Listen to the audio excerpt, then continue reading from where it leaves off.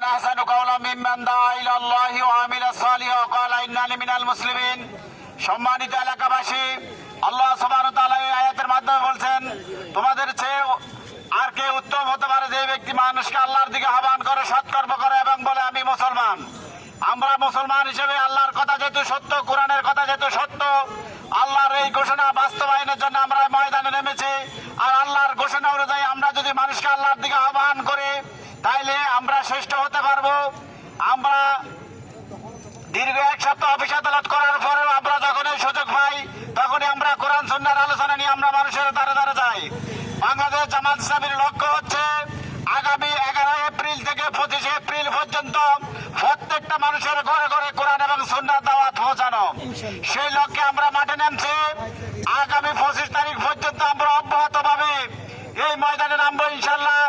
আমরা সকলে সশতভাবে আমাদের সকল দায়িত্বশীল কর্মী, সমর্থক, সহযোগী ভাইয়েরা আমাদের সাথে থাকবেন এবং এলাকাবাসী আপনারা আমাদেরকে সর্বাত্মক সহযোগিতা করবেন।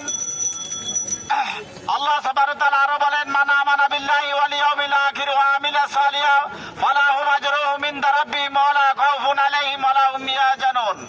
তোমরা বিশ্বাস করো আল্লাহর প্রতি, তোমরা বিশ্বাস রাখো আখিরাতের প্রতি, তোমরা বিশ্বাস রাখো মালায়েকাতের প্রতি, কিতাবাদের প্রতি।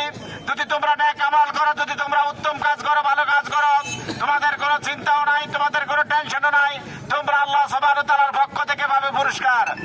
আমরা কাল আদালতে আখিরাতে আল্লাহ সুবহানাহু ওয়া তাআলার হাত থেকে পুরস্কারের আশায় আমরা কোরআন এবং সুন্নাহর কথা, কালেমার কথা আমরা প্রত্যেকটি মানুষের দ্বারে দ্বারে কানে কানে পৌঁছানোর আমরা চেষ্টা করছি। আজকের প্রোগ্রাম কিছুক্ষণের মধ্যে শেষ হবে। আমাদের যেখান থেকে আজকের প্রোগ্রাম শেষ হয়েছে, আগামীকাল থেকে সকলে একত্রিত হয়ে এশার নামাজ আমরা এই বজর আহমদ জামে মসজিদ, রহমানিয়া মসজিদ অথবা ফার্সিমিয়া জামে মসজিদে পড়ে আমরা সালাম বিয়ালাম গলির যেখানে আজকে শেষ হয়েছে ওইখান থেকে শুরু করে আগামীকাল আমরা মোহাম্মদপুর এলাকা প্রতিক্ষণ করবো ইনশাআল্লাহ।